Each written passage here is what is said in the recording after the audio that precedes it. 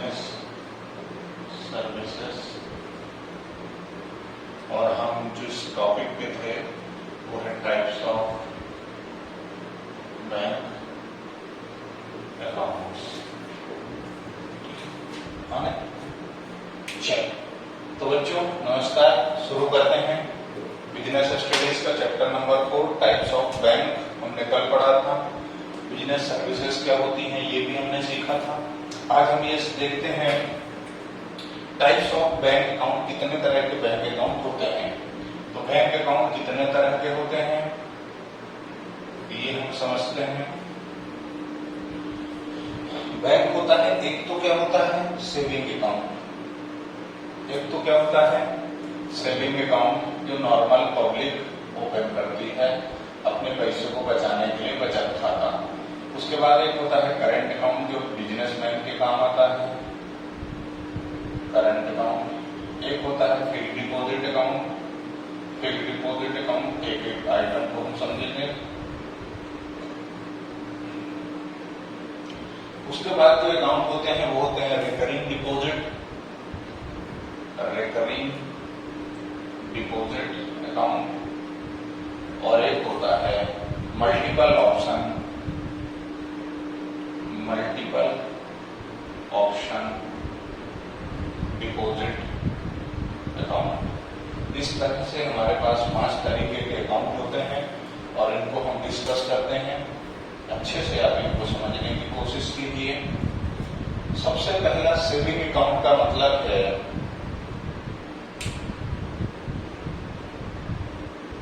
ये जो saving account है ये उन लोगों के लिए है जो पैसा बचाना चाहते हैं। ये अकाउंट किन लोगों के लिए है? For those who wants to save their part of income। उन लोगों के लिए है जो अपनी इनकम का कुछ हिस्सा बचा करके रखना चाहते हैं कि जब हमको कभी कोई जरूरत होगी फ्यूचर में तब हम इसका इस्तेमाल कर लेंगे। ठीक है, वो है सेविंग अकाउंट। यस, इसमें क्या होता है, क्या ऑब्जेक्टिव है कि हम अपने सेफ गार्ड करेंगे किसको? फ्यूचर को। Safe guard future and earn interest, और हम ब्याज कमाएंगे। बराबर। सेविंग अकाउंट कौन खोलता है? वो पब्लिक खोलती है। पब्लिक में से वो लोग खोलते हैं, वो लोग ओपन कराते हैं सेविंग अकाउंट जो भविष्य के लिए अपने पैसे को बचा के रखना चाहते हैं और थोड़ा बहुत ब्याज कमाना चाहते हैं, जो रिस्क बिल्कुल भी नहीं लेना चाहते हैं। ठीक है। इनका मेन ऑब्जेक्टिव क्या है सेविंग अकाउंट का? क्यों सेविंग अकाउंट नाम की चीज बैंक ओपन करती हैं या सर्विस देती है बैंक सेविंग अकाउंट नाम की? ताकि लोगों को खासकर वो सेविंग करने की हैबिट हो। लोग बचाएंगे, बैंक में जमा करेंगे, बैंक के पास पैसा आएगा, वही पैसा बैंक लोन के रूप में डिस्ट्रीब्यूट कर पाएगा और अपनी इनकम जनरेट कर पाएगा। बराबर है। उसके बाद जो नेक्स्ट अकाउंट है वो है करंट अकाउंट। अब करंट अकाउंट का क्या मतलब है? करंट अकाउंट बिजनेसमैन ओपन करता है जिसके पास, देखो जो सेविंग अकाउंट होता है ना, इसमें नंबर ऑफ ट्रांजेक्शन्स की लिमिट होती है। आप ज्यादा डिपॉजिट नहीं कर सकते। एक अमाउंट जो साल भर का होता है उसका डिपॉजिट और विड्रॉल का एक लिमिट होता है सेविंग अकाउंट में। ठीक है। बहुत सारे कॉम्प्लिकेशंस होते हैं, जैसे इनकम टैक्स लॉ है। इनकम टैक्स लॉ ये कहता है कि यदि किसी भी सेविंग अकाउंट में एक साल में 10 लाख रुपए से ज्यादा डिपॉजिट हो गया तो फिर हम उसकी इंक्वायरी करेंगे कि आप पैसा कहां से लाए। यानी सेविंग अकाउंट सिर्फ और सिर्फ उन लोगों के लिए है जो थोड़ा बहुत अपनी सेविंग करना चाहते हैं, फ्यूचर का पैसा बचा कर रखना चाहते हैं। लेकिन जो करंट अकाउंट है वो किस लिए है? बिजनेसमैन के लिए है। सर इसका मतलब बिजनेसमैन सेविंग अकाउंट नहीं खोलता? नहीं। क्यों? क्योंकि सेविंग अकाउंट में एक लिमिट होती है आप उससे ज्यादा ट्रांजैक्शन पर मंथ परफॉर्म नहीं कर सकते। लेकिन करंट अकाउंट स्पेसिफिकली किस पर्पज के लिए है? बिजनेसमैन के लिए। यानी इसमें आप कितनी भी बार पैसा जमा करो और कितनी भी बार निकालो, कोई टेंशन नहीं है, कितना भी पैसा आप इसमें जमा कर सकते हैं। ये डिजाइन और फ्रेम किस लिए किया गया है? बिजनेसमैन के लिए, कि लोग जो भी व्यापारी लोग हैं वो अपना पैसा यहाँ पर डिपॉजिट करें, जब चाहें जब वो विड्रॉ कर सकते हैं, जब चाहें जब डिपॉजिट कर सकते हैं, कोई बाउंडेशन नहीं है। हाँ, बस इतना है कि सेविंग अकाउंट में बैंक इंटरेस्ट अलाउ करता है। यदि आपका पैसा पड़ा है उसमें तो उसमें आपको इंटरेस्ट मिलता है, लेकिन करंट अकाउंट में ऐसा नहीं होता। उल्टा आप जो अकाउंट मेंटेन हो रहा है, बैंक इसके लिए आपसे चार्जेस लेती है करंट अकाउंट मेंटेन करने के लिए। ठीक है, आगे चलते हैं। आगे हम बात करते हैं फिक्स्ड डिपॉजिट अकाउंट का। तो फिक्स्ड डिपॉजिट को हम टर्म डिपॉजिट भी कहते हैं। इसका मतलब ये है, आपने फिक्स्ड ड्यूरेशन के लिए बैंक में अमाउंट डिपॉजिट कर दिया। इसका क्या मतलब है फिक्स्ड डिपॉजिट का? कि आपने फिक्स्ड पर्टिकुलर पीरियड के लिए, पर्टिकुलर टाइम पीरियड के लिए आपने क्या करा, बैंक में अमाउंट डिपॉजिट कर दिया। उतने दिन तक आपको पैसा बैंक में रखना है और आपका वादा हो जाएगा कि इतने % से आपको इंटरेस्ट मिलेगा। आप उससे पहले विड्रॉ नहीं कर सकते। यदि विड्रॉ करते हैं तो बैंक आपसे उसमें कुछ चार्जेस लगा देगा, यानी पेनाल्टी के रूप में। भाई आपने बोला कि 1 ईयर के लिए मेरा पैसा ये फिक्स है, तो सेविंग अकाउंट में यदि आप जमा करते हो तो बैंक आपको हार्डली 3.5% का इंटरेस्ट देती है। ठीक है, लेकिन आप FD करते हो तो मैं आज की रेट बता रहा हूँ, मैक्सिमम रेट FD पर 5.5% से ब्याज मिलता है per annum. At present scenario की बात कर रहा हूँ, आज है 21-22 अक्टूबर, कितनी तारीख है? 23 अक्टूबर। नया जो इंटरेस्ट 2020 है, अभी जो रेट ऑफ इंटरेस्ट FD का चल रहा है वो मैक्सिमम 5.5% का रेट चल रहा है। एक समय पर यही रेट करीब 7.5% के आसपास हुआ करता था, 7.5 से 8% के आसपास। यानी ये जब से कोविड आया है उसके बाद से इस पर FD फिक्स्ड डिपॉजिट पर रेट ऑफ इंटरेस्ट बैंकों ने कम कर दिए हैं। गवर्नमेंट का भी इंस्ट्रक्शन था, RBI का भी इंस्ट्रक्शन था कि FD पर फिक्स्ड डिपॉजिट पर रेट ऑफ इंटरेस्ट कम कर दिया जाए।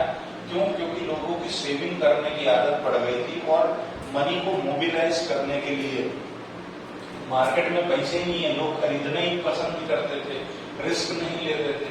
तो परचेजिंग बढ़ाने के लिए मनी का सर्कुलेशन मार्केट में हो सके, खरीदी बिक्री ज्यादा हो सके, मनी फ्लो कंट्री में ज्यादा हो सके, इसलिए FD पर रेट ऑफ इंटरेस्ट कम कर दिया। ठीक, ब्याज दर घटाने से आपको क्या लगता है यार, क्या मतलब है? लाख रुपए जमा करो बैंक में, मिलेंगे कितने? 5,000 साल भर में। क्या मतलब है? कहीं दूसरी जगह इन्वेस्ट करो, है ना, मकान खरीदो, दुकान खरीदो या बिजनेस में लगाओ, तो मनी सर्कुलेशन बढ़ता है और चीजों की जो अवेलेबिलिटी है, डिमांड और सप्लाई दोनों चीजें बढ़ती हैं, तो मोबिलाइजेशन ऑफ कैश होता है। एक बार फिर से सेविंग अकाउंट उन लोगों के लिए जो थोड़ी बहुत सेविंग करना चाहते हैं, उसमें लिमिट है, आप ज्यादा विड्रॉल और डिपॉजिट नहीं कर सकते, आपको उस पर ब्याज मिलता है। करंट अकाउंट सिर्फ बिजनेसमैन के लिए, कोई फाउंडेशन नहीं है, आप जितनी बार चाहो, जब मर्जी हो, जब आप उसमें पैसा जमा करो और निकालो। सिर्फ और सिर्फ एक बिजनेसमैन ही करंट अकाउंट खुलवा सकता है। उसके बाद FD fixed deposit. Fixed deposit एक टाइम डिपॉजिट है, टाइम बायर डिपॉजिट है, यानी वहां पर आपका ड्यूरेशन फिक्स हो जाएगा, उतने टाइम के लिए आपको अमाउंट बैंक में डिपॉजिट रखना है, आप उससे पहले विड्रॉ नहीं कर सकते। जितने टाइम तक आप उसमें डिपॉजिट रखेंगे, सेविंग अकाउंट से हायर रेट का इंटरेस्ट आपको मिलेगा। सेविंग रेट, सेविंग में 3.5% तो मैंने एक एग्जांपल दिया था, मेरे को भी याद नहीं है, बट शायद 2.70% का rate of interest at present saving account में मिलता है। ठीक है, और FD में मैक्सिमम रेट कितना है? 5.5% का। हाँ, जब कैश की अवेलेबिलिटी ज्यादा होगी, गवर्नमेंट को लोगों के एक्सपेंडिचर कम करने होंगे कि परचेसिंग पावर जो लोगों कम हो जाए, तो फिर रेट ऑफ इंटरेस्ट बढ़ा दिया जाएगा ताकि लोग पैसा सेव सेविंग करने लग गए हैं।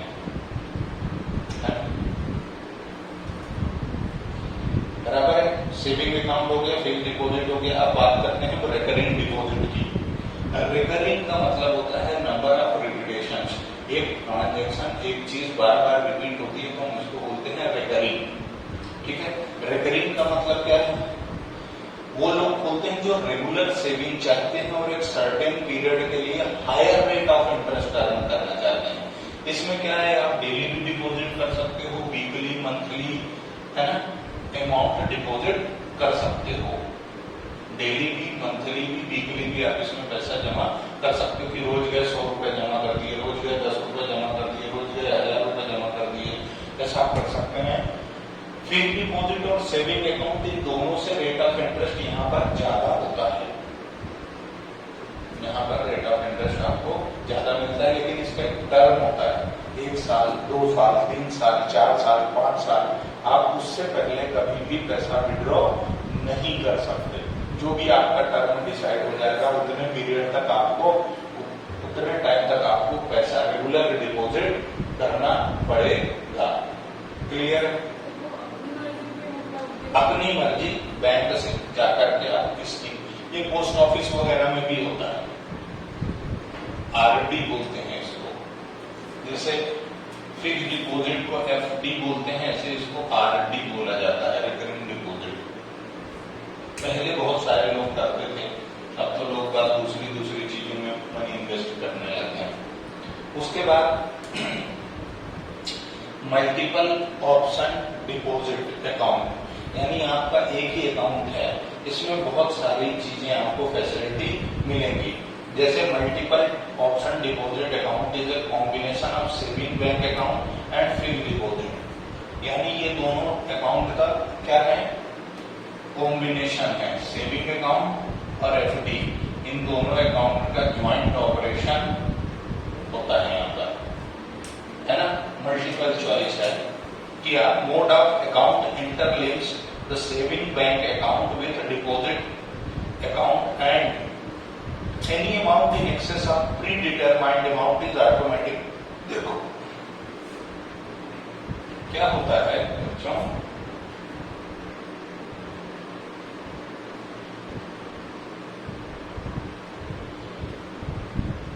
मल्टीपल डिपॉजिट ऑप्शन में क्या होता है, फिक्स होता है। जैसे आपने सेविंग अकाउंट ओपन किया, ठीक है, सेविंग अकाउंट ओपन किया, इसमें यदि आपने इसको मल्टीपल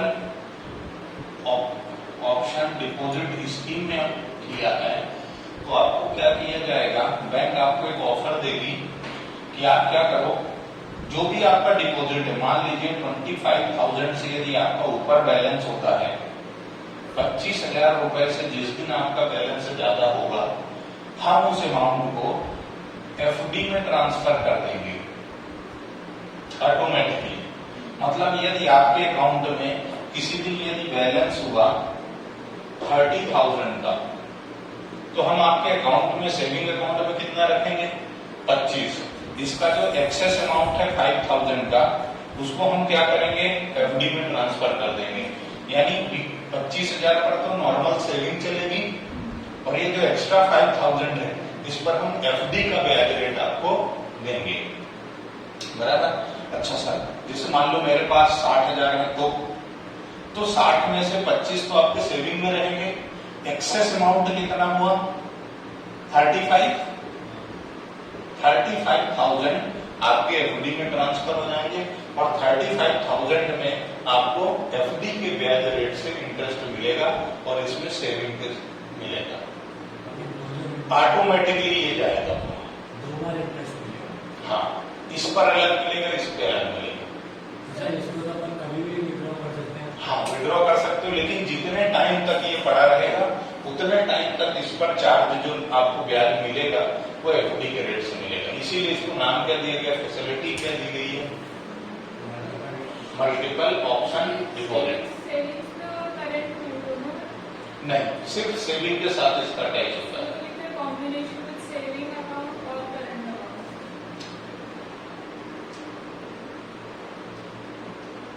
इसको जो बोला जाता है वो क्या बोला जाता है, ऑटो स्वैप, है ना। इसको क्या बोला जाता है, ऑटो स्वैप फैसिलिटी या ऑटो स्वीप फैसिलिटी बोला जाता है। इसको आप अपना सेविंग अकाउंट या करंट अकाउंट, आजकल बैंकें देने लग गई हैं, कुछ बैंकें देती हैं, प्राइवेट वाली, प्राइवेट जो बैंक है ना, जैसे कोटक महिंद्रा बैंक, मैं एडवर्टाइजमेंट नहीं कर रहा हूँ किसी भी बैंक का, ना मेरा कोई संबंध है। कोटक महिंद्रा बैंक जो है उसके पास ये स्कीम है, या आप इसमें चाहे अकाउंट भी आजकल मल्टीपल खुलने लगे, मतलब ये कि 3-in-1 अकाउंट खुलता है आजकल, 3-in-1 अकाउंट, मतलब एक अकाउंट खोलो उसमें 3 तरह की फैसिलिटी ले लो। आप उसको चाहे तो सेविंग की तरह यूज करो, चाहे तो करंट की तरह यूज करो, चाहे तो एफडी की तरह यूज करो, चाहे आप इसी अकाउंट का इस्तेमाल करके शेयर ट्रेडिंग कर लो, डिमेट अकाउंट की तरह यूज कर लो। इस वजह से ये फैसिलिटी देता है।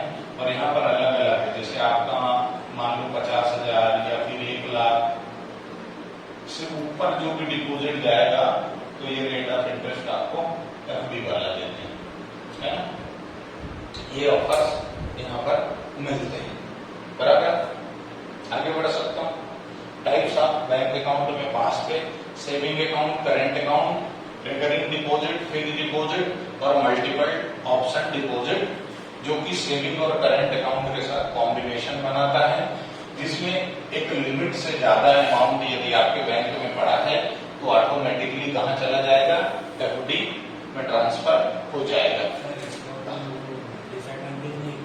कोई क्या डिसएडवांटेज है, हाँ बस इतना है कि आपको मिनिमम जो मेंटेन करना है बैंक अकाउंट में, नॉर्मली 1,000-1,500 होता है, उसकी जगह आपको 25-30 हजार मेंटेन करने पड़ता है।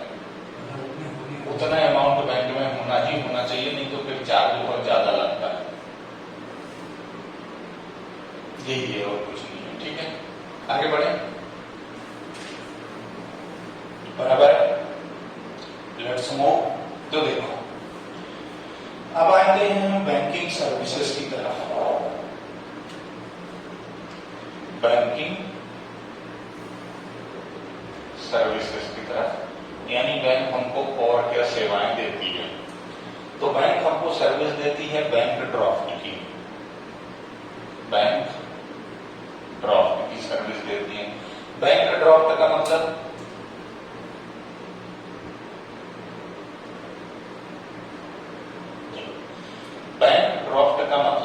होता है एक तरह से, जो आपने डीडी सुना होगा, DD demand deposit, DD demand draft, demand draft है, डिमांड डिपॉजिट नहीं है, डिमांड ड्राफ्ट है, डीडी। कोई सा भी बच्चा बी में एडमिशन ले, इंजीनियरिंग, कोई भी बच्चा इंजीनियरिंग में एडमिशन ले तो उससे पूछना, उसको डीडी बनवाना पड़ता है। मतलब जब वो एडमिशन लेने जाता है उस टाइम पे जो फीस डिपॉजिट होती है तो चेक से नहीं होती है, उसके लिए बैंक से उसको डीडी बनवाना पड़ता है, डिमांड ड्राफ्ट। इसी के थ्रू पेमेंट लेता है। जैसे समझो, चीज को समझो, मान लो आपने चेक दे दिए बैंक को, ठीक है, चेक दे दिया। अब चेक क्या होता है, कॉलेज वाला जाएगा, बैंक अकाउंट में लगाएगा, उसके बाद 2-4 दिनों में वो क्लियर होएगा। लेकिन डीडी में क्या है, डीडी में आपने बैंक में पैसा जमा कर दिया, मान लो आपको 50,000 का डीडी बनवाना है, तो आप बैंक में जाओगे, बैंक वाले को 50,000 रुपए दोगे, साथ में 50,000 के साथ में आप उसको कुछ एक्स्ट्रा अमाउंट चार्जेस के रूप में दोगे। मुझे कंफर्म नहीं है, बट शायद 10,000 रुपए के डीडी में 50 रुपए का चार्ज लगता है। यानी आपको 50,000 का डीडी बनवाना है तो आपको कितने रुपए देने पड़ेंगे, 250 रुपए एक्स्ट्रा देने पड़ेंगे। 200 यानी 50,000 250 रुपए आप बैंक को देंगे, बैंक आपको डीडी बना के दे देगा। इसमें क्या हो गया, specific amount and specific person और पेएबल एट, पेबल एट का मतलब प्लेस भी फिक्स होगी कि ये डिमांड ड्राफ्ट का पेमेंट किस जगह पर होगा, इस डिमांड ड्राफ्ट का पेमेंट किस जगह पर होगा वो भी लिखना पड़ता है। जैसे मान लो कि चेक जैसा ही होता है, बस सिंपली क्या है, आप बैंक आपको यदि डीडी बनवाना है तो जितने रुपए का डीडी बनवाना है उतने रुपए प्लस डीडी का चार्ज आप बैंक में आज डिपॉजिट कर दोगे। बैंक वाला 1-1.5 घंटे में आपको वो चेक बना के दे देगा। बस उसको आप क्या बोलोगे, डिमांड ड्राफ्ट बोलोगे। हाँ, फास्ट पेमेंट है। अब क्या है, कॉलेज वाले श्योर है, कॉलेज वाले के अकाउंट में पैसे पहुंच गए, चेक देते 2-4 दिनों बाद मान लो डिसऑनर हो जाता, आपके एडमिशन में दिक्कत आती, तो चेक वाला वो सिस्टम क्या निकाला उन्होंने, आप तो थोड़ी से बढ़िया कैश ले लो यार, कैश का रख रखाव, फिर 1 नंबर 2 नंबर का लफड़ा, वैसे ऑनलाइन प्रोसेस है वो, उसमें कोई लोचे होना ही नहीं है, बराबर। नहीं, बहुत सारे जितने भी बड़े कोर्सेज होते हैं सबके एडमिशन में यही प्रोसीजर है। जैसे अपने मेडिकल में भी एडमिशन लेने जाओगे तो पहले डीडी जो होगा, जैसे अपने डीएवीबी में सीईटी की एग्जाम होती है, सीईटी डीएवीबी है ना, देवी विश्वविद्यालय में एडमिशन लेने के लिए सीईटी की एग्जाम होती है, कॉमन एंट्रेंस टेस्ट। ये एग्जाम पास करने के बाद अपन एडमिशन जब लेने जाते हैं तो वहां भी डीडी लगता है। एक सिक्योर्ड वे है पेमेंट का। भाई आप 10,000 कैश लेके जा रहे हो, किसी को मालूम पड़ा बंदे के पास 10,000 रुपए हैं, जेब काट गया आपकी, अब आप क्या करोगे, दिक्कत का मामला है ना। वैसे डीडी लेके चले जाओ। डीडी क्या है, स्पेसिफिक पर्सन है जिसका डीडी में नाम लिखा हो, इनका पेमेंट सिर्फ इसको ही होता है। वापस क्या, वो पैसे आपके डूब गए। हाँ, यदि आपका डीडी घुमा तो फिर उसमें फिर आप FIR करो, पुलिस रिपोर्ट ले आओ, तब जाके उस कॉलेज से लिखवाओ, मतलब उसके फिर अपने अलग वो हैं, है ना, ठीक है। गुम जाए तो अभी हमारे सिलेबस में नहीं है, ठीक है। आगे बढ़ते हैं। फीचर्स क्या होते हैं, the bank issuing the bank draft charges some commission for it. मैंने बताया 10,000 रुपये 50 रुपए का कमीशन लगता है, तो कुछ कमीशन चार्ज करता है। It is less risky for the creditor as it has no danger of being dishonoured. मैंने यह भी बताया आपको कि चेक आपका डिसऑनर हो सकता है, लेकिन डीडी डिसऑनर नहीं हो सकता। क्यों? डीडी को ही बैंक ड्राफ्ट, चाहे बैंक ड्राफ्ट बोलो चाहे डिमांड ड्राफ्ट बोलो, एक ही बात, ठीक है, बराबर। सैंपल के रूप में देखोगे तो इन्होंने स्पेसिमेन लगा के रखा। जब कस्टमर बैंक को रिक्वेस्ट करता है तभी बैंक डीडी इशू करता है, बैंक ड्राफ्ट इशू होता है, बराबर है।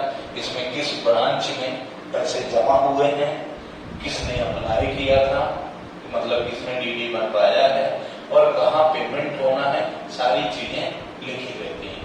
मेरे पास एक फोटो पड़ा है मोबाइल पे, बट मोबाइल रिकॉर्डिंग में मैं दिखाऊंगा जाते टाइम, ठीक है।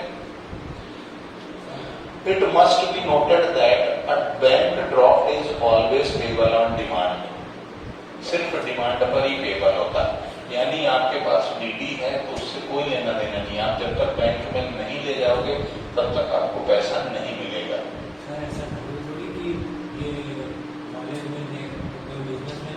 हाँ, डीडी कोई भी इस्तेमाल कर सकता है, वो मैंने एक एग्जांपल दिया था, कोई भी इस्तेमाल कर सकता है।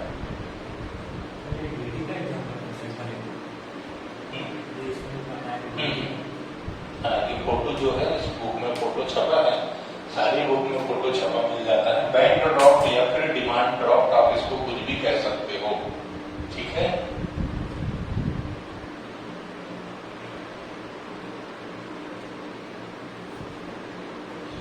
बराबर है क्या?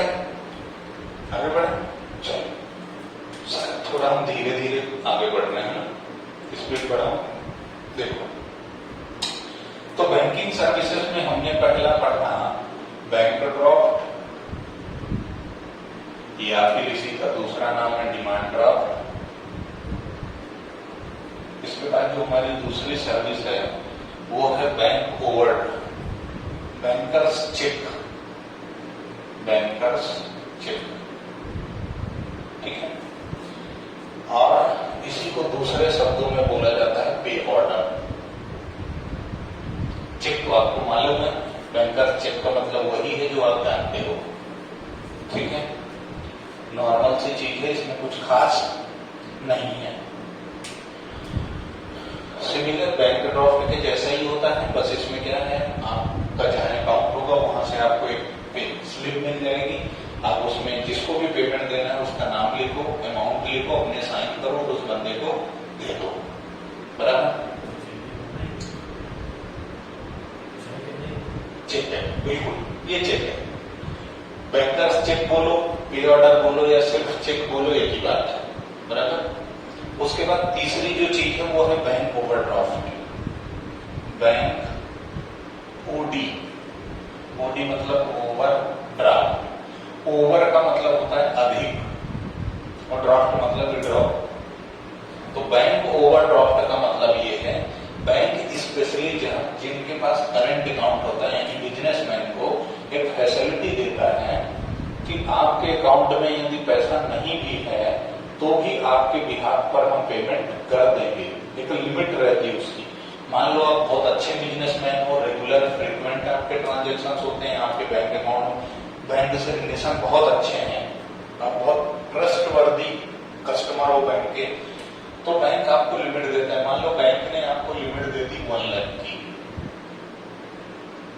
ठीक है, 1 लाख की रुपए की आपको बैंक ने क्या किया, लिमिट दे दिया कि यदि आपके खाते में 1 लाख रुपए नहीं रहे और आपका चेक आया तो हम वो क्लियर कर देंगे, बस आप क्या करना, ये 1 लाख रुपए हमको जमा कर देना।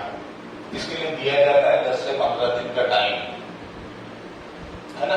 जो भी आपका बैंक से वो हो उस उतने दिन का आपको टाइम दिया जाएगा। यदि उतने दिन में जमा कर देते हो तो बहुत अच्छी बात है, नहीं करते हो तो फिर आपको इसमें ब्याज देना पड़ता है, फिर ये लोन में कन्वर्ट हो जाता है, ठीक है। उतने दिन का आपको ब्याज देना पड़ेगा।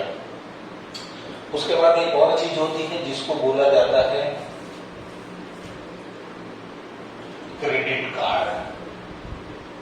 क्रेडिट कार्ड इसकी फैसिलिटी भी दी जाती है। और क्रेडिट कार्ड बिल्कुल कैसा होता है, बैंक ओवरड्राफ्ट को सीसी लिमिट भी बोला जाता है, कैश क्रेडिट लिमिट, ठीक है। कैश क्रेडिट लिमिट भी बोला जाता है उसको, सीसी लिमिट या फिर ओडी, ठीक है। अब जो क्रेडिट कार्ड होता है वो क्या है,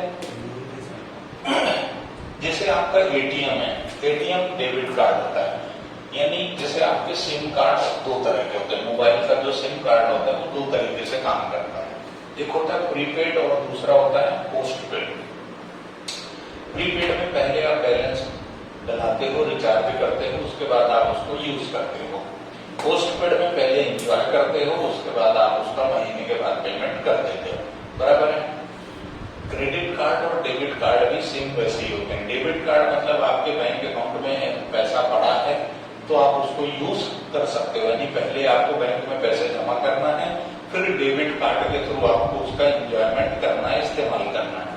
क्रेडिट कार्ड क्या होता है, पहले आप इस्तेमाल कर लो पैसा, उसके बाद आप उसका पेमेंट कर दो, ठीक है। लिमिट डिपेंड करती है आपका बैंक की नजरों में आपकी वैल्यू क्या है। आपका जितना अच्छा रिकॉर्ड होगा बैंक के अंदर उतनी अच्छी लिमिट आपको मिलेगी। बैंक में आपका रिकॉर्ड अच्छा होगा, आपने कोई लोन लिया है वो टाइमली पे करोगे, कोई डिफॉल्ट नहीं होंगे तो आपकी लिमिट ऑटोमेटिकली बैंक को बढ़ा देगा। मिनिमम जो भी हो सकती है, 10,000, 5,000, 15,000, 20,000, 25,000, 30,000, 40,000, 50,000, लाख, 2 लाख, 5 लाख, 10 लाख, कितनी भी हो सकती है। हाँ, जब आपका कार्ड बनेगा तो उसमें लिखा आएगा कि इतनी लिमिट है आपकी। हाँ, कई बार कार्ड चेंज भी होता है, लिमिट बढ़ती, तो कई बार नहीं होता, वो ऑटोमेटिकली अपग्रेड हो जाता है।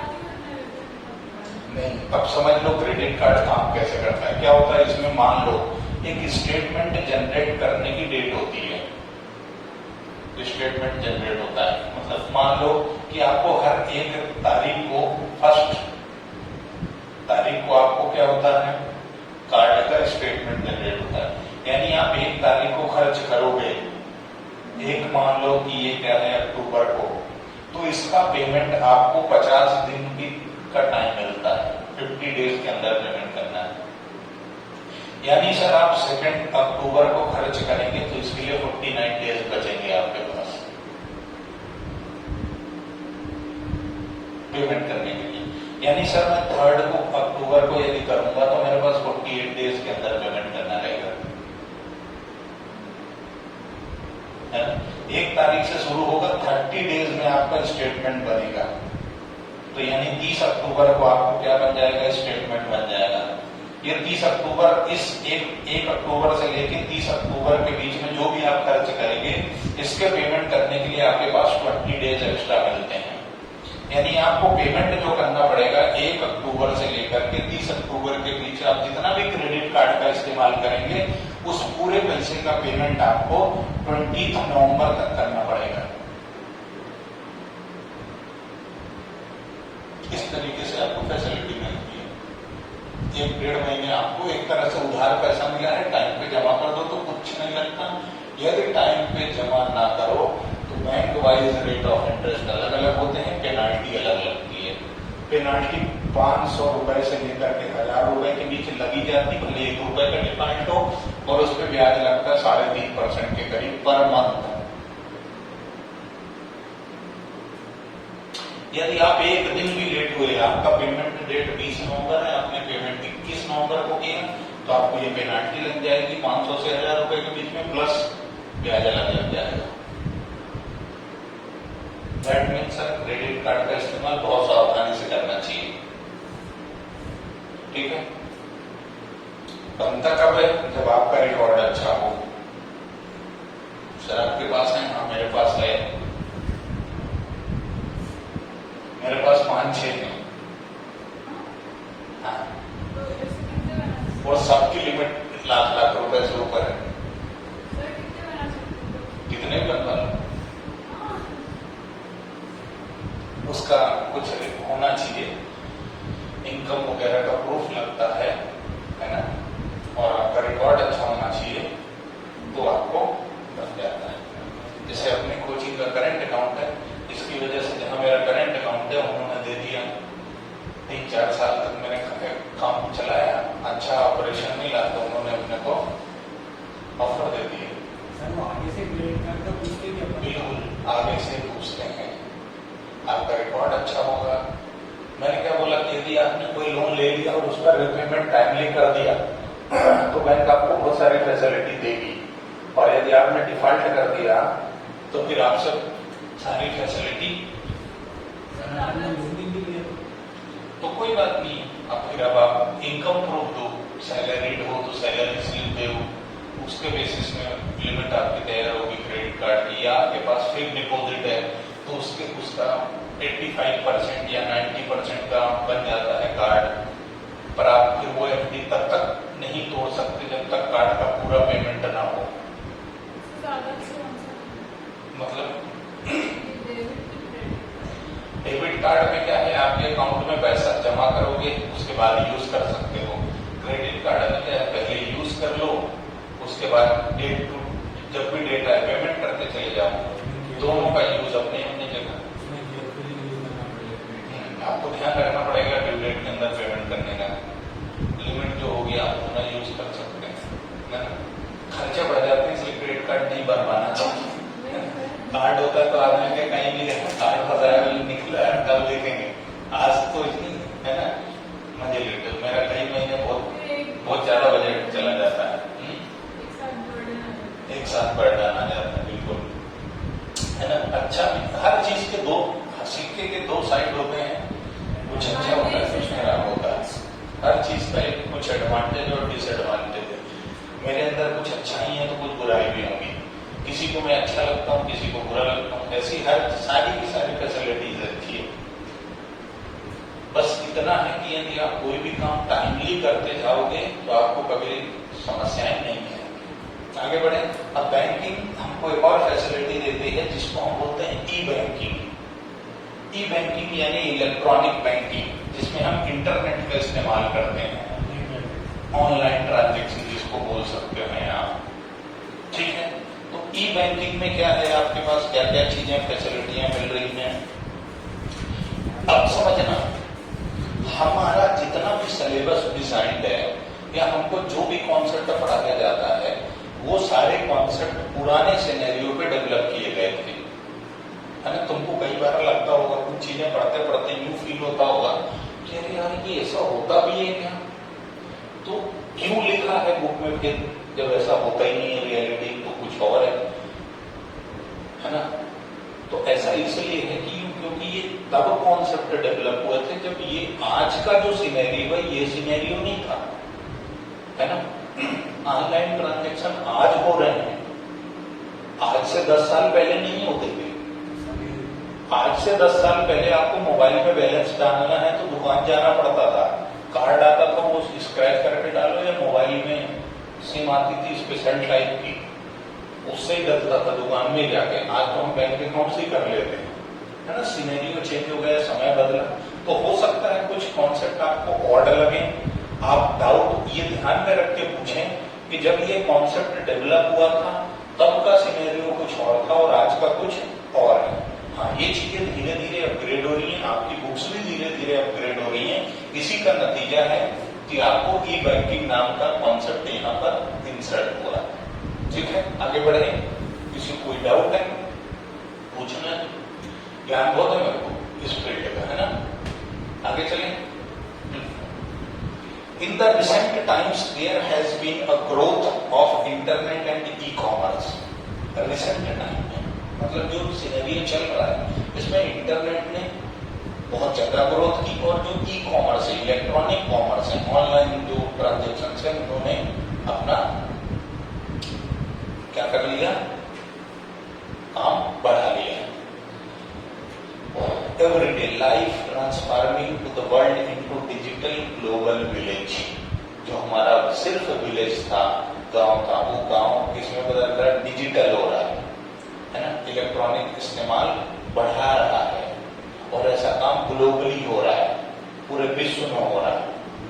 The latest waves in information technology, IT sector में इंटरनेट बैंकिंग का जो सिनेरियो है वो पूरा चेंज हो गए, बहुत ज्यादा ग्रोथ हो गए हैं, स्कोप जो है वो बढ़ गया है ना। चीजें बढ़ गई हैं, काम, वर्किंग स्टाइल चेंज हो गई है। Internet banking also known as online banking, an electronic payment system that enables customer of a bank or other financial institution to conduct a range of financial transaction via internet। आप internet का इस्तेमाल करके online transaction कर सकते हो, किसी को भी पेमेंट दे सकते हो या ले सकते हो, फोन पे, पेटीएम, गूगल पे, है ना, एयरटेल बैंक, जितने भी हैं वो सारे इसी का नतीजा है। यस, सिर्फ आपका लक है, आपकी किस्मत है। आप देखो, रोज एक्सीडेंट नहीं होते, एक्सीडेंट किसी एक दिन होता है ना। रोज अपन गाड़ी चलाते हैं, है ना, आदमी निपटता भी किसी एक ही दिन है। जिस दिन आपका जिस चीज के लिए टाइम होगा वो घटना आपके साथ घट जाएगी, आप कितनी भी सावधानी बरतो। इसलिए टेंशन लेने का नहीं, मस्त लाइफ जीने का। बराबर। सेफ क्या है, सिक्योरिटी फीचर्स देखो क्या है कि कोई भी यदि कॉन्सेप्ट डेवलप किया है किसी ने, तो वो ये कोशिश करता है कि जितनी भी सिक्योरिटी के पैमाने हैं वो सारे के सारे कोशिश करता है कि फुलफिल किए जाए। लेकिन फिर भी जिसने ये डिसाइड कर लिया मैंने तो चोरी करना है ना, जिसने डिसाइड कर लिया मेरे को तो फ्रॉड ही करना है, तो फिर वो कुछ भी कर सकता है ना। हैकिंग, बड़ी बड़ी साइट्स हैक हो जाती है ना। लेकिन कुछ लोग उस हैकिंग को पॉजिटिव वे में करते हैं, कुछ लोग नेगेटिव वे में करते हैं। मैंने एक स्टोरी सुनी थी, सच है या नहीं मेरे को आइडिया नहीं है, बट फिर भी मैंने सुना था कई बार कि जो एप्पल फोन होता है, एप्पल मोबाइल, आईफोन जिसको बोलते हो, है ना, कटेला सेव, है ना, iOS, इसमें क्या होता है, इसको आप हैक नहीं कर सकते आसानी से, बहुत सिक्योर माना जाता है मोबाइल की दुनिया में, सब कुछ इसका है, ये किसी से कोई कनेक्शन नहीं लेता। हाँ, एप्पल का फोन यदि आपके पास है, या एप्पल का आईपैड है, या एप्पल का लैपटॉप है, तो आप उसको किसी दूसरे इंटरफेस से कनेक्ट नहीं कर सकते थे, पर अब होता है, अब जिंटर के थ्रू होता है। अब बहुत सारी ऐसी एप्लीकेशन है जिनके थ्रू हो जाता है, यानी कहीं ना कहीं सिक्योरिटी फीचर्स तो इसको है। अच्छा, यदि ये ऐसा नहीं करता, दूसरे अदर डिवाइसेस से कनेक्टिविटी नहीं देता, तो इसकी जो सेलिंग थी वो खत्म हो जाती, इसका लोग इस्तेमाल बंद कर देते हैं, क्योंकि आईफोन यूजर्स तो हार्डली 100 में से सिर्फ 2 ही लोग होंगे, पर अदर इंटरफेस यूज करने वाले बहुत सारे लोग हैं। तो कहीं ना कहीं इस वजह से जब हम एक से, देखो बेटा, यदि कुछ मुझे मालूम है तो वो जमाने में फैलने का कोई रिस्क नहीं है, लेकिन जब जैसे ही मैं एक से दूसरे से कनेक्ट हुआ, जब कनेक्शन बढ़ते हैं तो रिस्क बढ़ती है ना। कई बार देखना है ना, तुम्हारा दोस्त होगा ना, तो बहुत तेज गाड़ी चलाता है, फिर वो देखना जब उसकी शादी ब्याह हो जाता है ना, तो गाड़ी धीरे चलाता है, बोलता है भाई अभी तक हम अकेले थे, मतलब माँ बाप का कोई टेंशन ही नहीं था, ब्याह होने के बाद ही अकल आई उसको कि नहीं यार गाड़ी धीरे चलाओ, एक्सीडेंट होंगे तो दिक्कत होगी। कहीं ना कहीं आपको ऐसा लगता है, आप स्पीड ब्रेक लगाते हो, तो बस ऐसे ही है, हर चीज सिक्योर्ड है, पर घटना किस दिन घट जाए कोई ठिकाना नहीं। तो मैं केस जो बता रहा था वो ये था कि आईफोन ये दावा करता है कि मेरा सिस्टम कोई हैक नहीं कर सकता। ये मैंने एक स्टोरी सुनी थी, सच है या नहीं मैं कोई जिम्मेदारी नहीं लेता, तो ऐसा मैंने सुना था कि इसको किसी ने हैक कर लिया, iOS को किसी बंदे ने हैक कर लिया, इसके सॉफ्टवेयर को। iOS वाले ने, मतलब एप्पल वाले ने उस बंदे को बुला करके अपने यहाँ जॉब दे दी। आप वर्किंग का एक स्टाइल देखो, पॉजिटिव वे देखो। कोई यदि दूसरा होता और उसका सॉफ्टवेयर हैक होता तो वो केस करके उसको जेल में भेज देते, वो क्राइम हो जाता। वो बंदा जेल से निकलता 2-4-10 साल बाद, तो फिर से कार्य करता, फिर से उंगली करता, और भयानक बदला लेता वो। लेकिन इन्होंने उसको जॉब दे दी, भाई तो हमारे यहाँ बैठ के सिर्फ हैकिंग का काम कर, हैकिंग के अगर हम सॉफ्टवेयर डेवलप करेंगे तो उसको हैक कर, यानी हम अपनी सिक्योरिटी और बढ़ाते जाएंगे। किस तरीके से तू हैक करता है, हम वो सिक्योरिटी फीचर डालेंगे। सोच का तरीका है, किसी ने पॉजिटिव लिया, किसी ने निगेटिव लिया। हाँ, अमेरिका में हैक कर लिया था इसको, तो फिर बंदे को जॉब दे दी। हाँ, तो उनको क्या है कि देखो, यदि किसी ने क्राइम किया है ना, तो जरूरी वैसे सजा तो देना चाहिए। उन्होंने भी ऐसा ही किया था, जो हैकर था ना उसको जॉब पे रखा। तो इससे क्या होता है कि हमारे सिक्योरिटी फीचर्स और स्ट्रॉन्ग होते हैं। इसका मतलब ये नहीं है कि किसी ने कोई क्राइम किया तो उसको सजा नहीं देने का, सजा देने का, है ना। आगे बढ़ते हैं हम, बराबर। तो ई बैंकिंग में जो चीजें आती हैं, ई बैंकिंग में वो बहुत सारी चीजें हैं, और वो क्या है ई बैंकिंग में? ई बैंकिंग यानी इलेक्ट्रॉनिक बैंकिंग में, जैसे आपका एटीएम, ऑटोमेटेड टेलर मशीन, फिर पॉस, आजकल बहुत ज्यादा चल रहा है POS, point of sale, point of sale. फिर तीसरी जो चीज है वो है EDI, electronic data interchange, EDI, electronic data interchange. फिर है डिजिटल कैश, डिजिटल कैश, ये पेटीएम वॉलेट वगैरह होते हैं ना, वो डिजिटल कैश माना जाता है। पेटीएम वॉलेट, फोन पे wallet, Airtel payment bank wallet, ये जो वॉलेट का पैसा होता है ना, ये क्या होता है? डिजिटल कैश होता है। उसके बाद electronic fund transfer, EFT, electronic fund transfer. इस तरह से कुछ क्या है ई बैंकिंग सर्विसेज है। एटीएम पॉस क्या होता है? Point of sale. तुम जाते हो जिस मशीन में कार्ड लगा देते ना, जैसे तुमने दुकान में कुछ खरीदा, फिर कार्ड दिया, कार्ड भाई ने मशीन में लगाया और पैसे निकाल लिए, वो पॉस है, वो छोटा सा रहता है। पॉइंट ऑफ सेल है वो, हाँ, है ना, बराबर। अब जैसे ट्रांजेक्शन कैसे होता है,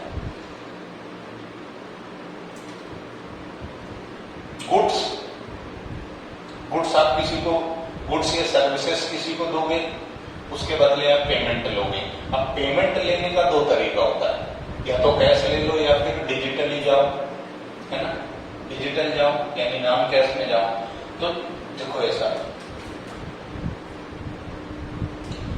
आपके पास गुड्स है या फिर सर्विसेज है, आपने ट्रांजेक्शन किया, है ना, अब आपको क्या लेना है, पेमेंट। पेमेंट लेने के लिए आपके पास दो तरीके, या तो कैश पेमेंट ले लो छुट्टी पाओ, या फिर नॉन कैश। नॉन कैश ही क्या है, डिजिटल, है ना, नॉन कैश या फिर डिजिटल। नॉन कैश मतलब चेक ले लिया, डीडी ले लिया। डिजिटल गए तो फिर डिजिटल में बहुत सारी चीजें हैं, बहुत सारी कैसी हैं, ई बैंकिंग और प्लास्टिक कार्ड, इसमें फिर दो चीजें हैं। डिजिटल में क्या है, दो चीजें, एक क्या क्या, प्लास्टिक कार्ड, प्लास्टिक कार्ड यानी डेबिट कार्ड और क्रेडिट कार्ड, ठीक। दूसरा चीज क्या है, ई बैंकिंग। ई बैंकिंग का मतलब क्या है, इलेक्ट्रॉनिक, ये सारी चीजें। अब ये सारी चीजें प्लास्टिक कार्ड में डेबिट कार्ड, क्रेडिट कार्ड, दो चीजें हो गई, डेबिट कार्ड या फिर क्रेडिट कार्ड। और ई बैंकिंग में ये सारी चीजें, point of sale, UPI transfer भी होता है इसमें, ई बैंकिंग में। इसमें आप जोड़ सकते हो सिर्फ चीज यूपीआई ट्रांसफर, यही इलेक्ट्रॉनिक फंड ट्रांसफर। जो इलेक्ट्रॉनिक फंड ट्रांसफर है ना, यूपीआई ही होता है। भीम है ना, mobile wallet, prepaid cards, gift card वगैरह, बहुत सारी चीजें होती है जिनसे आप पेमेंट कर सकते हो।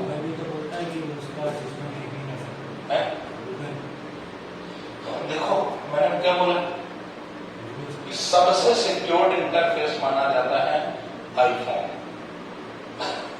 हैकर उसको हैकर। किस दिन दिमाग चलेगा कोई नहीं जानता, है ना, किसी भी बंदे का किस दिन दिमाग चल जाए इसलिए किसी को भी नहीं मालूम, है ना। जिस दिन चल गया, निपटा दिया भाई ने। और क्राइम रोज नहीं होता, या आपका दिमाग रोज खराब नहीं होता है ना। रोज दिमाग खराब होता है क्या, किसी दिन सिर दर्द होता है, किसी दिन मूड ऑफ होता है, बस जिस दिन मूड ऑफ हो गया उस दिन हैक कर दिया हैकर ने, है ना, ऐसे चलेगा नहीं। आगे बढ़ते हैं, हम डिजिटल पेमेंट की बात करते हैं। डिजिटल पेमेंट हमने बात कर ली, बंद करें। टाइप्स ऑफ डिजिटल पेमेंट यहां तक हम पढ़ चुके हैं, है ना। भारत, एक बार मैं और रीड कर देता हूं। प्लास्टिक कार्ड, है ना, unstructured supplementary service data, point of sale, Aadhaar enabled payment system. Aadhaar enabled payment system, अंगूठा लगा के पैसा निकालते हैं आधार कार्ड के थ्रू, बैंक अकाउंट ओपन होते हैं। जो जीरो बैलेंस में अकाउंट ओपन होता है वो आधार कार्ड से होता है, तो वहां जब ट्रांसफर होता है, हमें अंगूठा लगा के पैसा ट्रांसफर करते हैं, तो वो आधार इनेबल्ड पेमेंट सिस्टम होता है, ठीक है। उसके बाद यूनिफाइड पेमेंट सिस्टम, यूपीआई, ये जो कोड वगैरह स्कैन करके पेमेंट करते हो ना, फोन पे या पेटीएम वगैरह से, अमेजॉन पे से, ये सारी चीजें। एक माइक्रो एटीएम होता है। भीम एक आती, Bhim Bharat interface of money, है ना, बस मोबाइल वॉलेट, प्रीपेड कार्ड, इन सारे। अब इनमें बेनिफिट क्या है इसका, इंटरनेट बैंकिंग, इलेक्ट्रॉनिक बैंकिंग का क्या बेनिफिट है, पहला ट्रांसपेरेंसी, कोई ये डिनाई नहीं कर सकता कि मेरे को पेमेंट नहीं मिला, है ना। तुम्हारे पैसे कटे तो तुमको मैसेज आया, भाई को रिसीव हुआ तो भाई के अकाउंट में मैसेज आ गया, बाबा ये जमा हो गया। आजकल पेमेंट देने जाओ, पेमेंट पेटीएम से पेमेंट करो तो इतना बड़ा डब्बा लगा रहता है, वो बोल देता है कि बाबा इतने रुपए मिले, है ना। कई जगह देखना, चेक करना, क्या बैठे हो चेक करो। ग्रेटर कस्टमर सेटिस्फैक्शन, आज की डेट में गैस किसी के पास नहीं है, पूरी दुनिया उधारी पे जिंदा है ना। गैस कैशलेस ट्रांजेक्शन की ओर बढ़ रहे हो तो कस्टमर मान लो कौन वॉलेट संभालेगा, कौन पर्स लेके घूमता फिरेगा। इससे बढ़िया क्या मोबाइल में पैसे हैं, देव दनादन है ना, काम करा। सर्विसेज अच्छी मिलती है, डिसिप्लिन मेंटेन रहता है और फास्ट पेमेंट होता है ना, फ्रॉड होने के चांसेस कम होते हैं। ठीक है, अब हम कल जो पढ़ेंगे वो पढ़ेंगे इंश्योरेंस, मतलब नेक्स्ट पार्ट जो आएगा वो आएगा इंश्योरेंस का। आज के लिए इतना ही, आपको